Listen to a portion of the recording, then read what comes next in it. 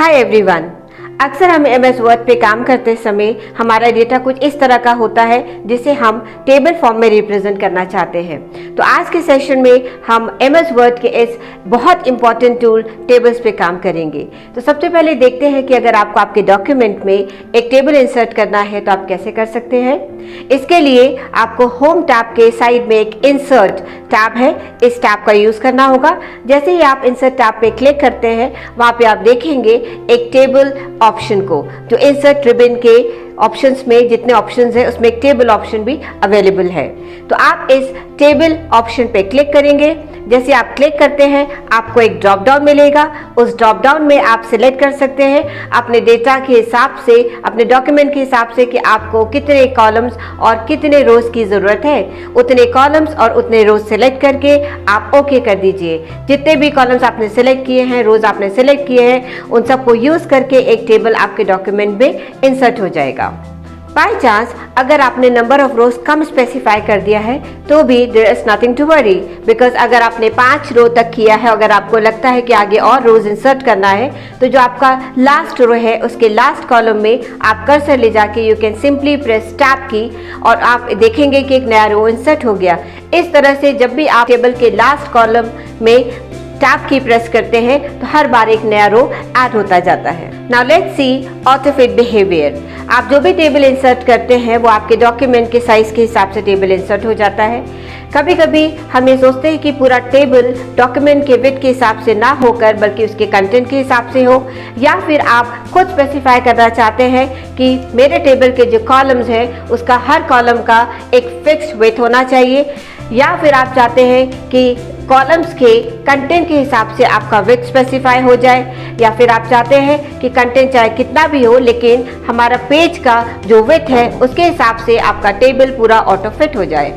तो इसके लिए आप ऑटो फिट फीचर को यूज कर सकते हैं। आपके वर्ड डॉक्यूमेंट में उस पार्ट में हो सकता है कुछ पैराग्राफ्स हो, कुछ टेबल हो। अगर आपका कर्सर टेबल पे होता है तो आप देखेंगे कि मेन्यू बार में एक टेबल टूल्स करके एक मेन्यू ऐड हो जाता है जिसके अंदर 2 टैब होते हैं, design tab and layout tab. Design tab basically आपके टेबल के डिजाइन से रिलेटेड जो भी आपको कमांड्स इशू करने हैं उसके लिए होता है, और अगर आपके टेबल का लेआउट के साथ में काम करना है जैसे रोज इंसर्ट करना, डिलीट करना, कॉलम ऐड करना, डिलीट करना, या किसी एक सेल को स्प्लिट करना, मर्ज करना, जब आप ये सारे ऑप्शंस करना चाहते हैं तो टेबल टूल्स के मेन्यू में जो लेआउट ऑप्शन है आप उस पर काम करेंगे। टेबल कैसा दिखेगा, कैसा अपीयर करेगा, उसके लिए आप डिजाइन ऑप्शन पे जाएंगे। जब आपका कर्सर टेबल पे होता है और आप डिज़ाइन पे काम करना चाहते हैं तो आप देखेंगे टेबल टूल्स के मेन्यू के अंदर जो डिज़ाइन टैब है उसमें एक टेबल स्टाइल्स करके ऑप्शन होता है। टेबल स्टाइल्स का यूज़ करके उसमें जो प्री डिफाइंड स्टाइल्स है वो आप अपने टेबल को अप्लाई कर सकते हैं।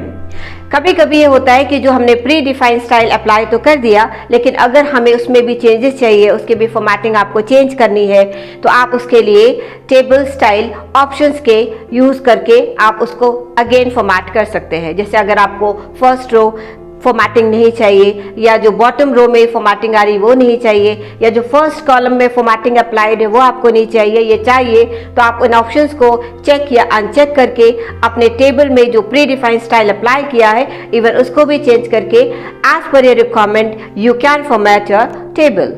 आपके डॉक्यूमेंट में टेबल भी है, आपने उसमें स्टाइल भी अप्लाई कर दिया है, पर कभी कभी हमें उसको और ब्यूटीफुल अपीयर करने के लिए या आपको कुछ चीज़ें एम्फसाइज करनी है अपने टेबल के कंटेंट में, तो आप अपने टेबल के सेल को या रो को या किसी कॉलम को जो भी आप शेड अप्लाई करना चाहते हैं वो आप कर सकते हैं। ओनली थिंग टू रिमेंबर कि जो भी सिलेक्टेड पोर्शन होगा उसमें आप इस शेड को अप्लाई करेंगे। अगर आपका रो सिलेक्टेड है तो रो पे अप्लाई होगा, अगर आपका कॉलम सिलेक्टेड है तो कॉलम पे शेड जाएगा, अगर आपका एक सेल सिलेक्टेड है तो सेल पे यह शेड अप्लाई आप कर सकते हैं।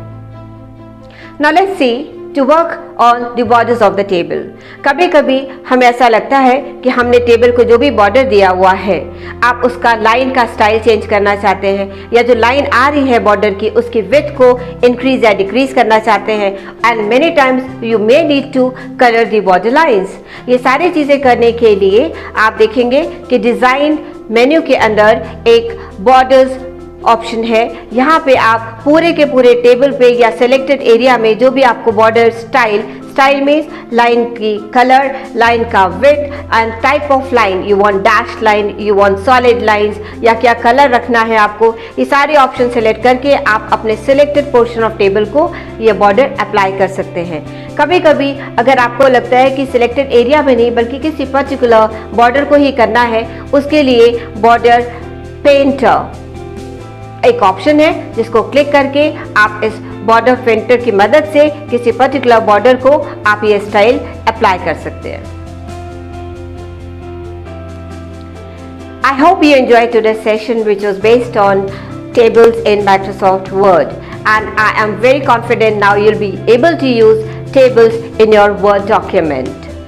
Please do not forget to like, share and subscribe, क्योंकि सिर्फ सब्सक्राइब यूजर्स को ही हम मेल करेंगे जो भी इस सेशन में हम पढ़ाते हैं उसका रिटन डॉक्यूमेंट।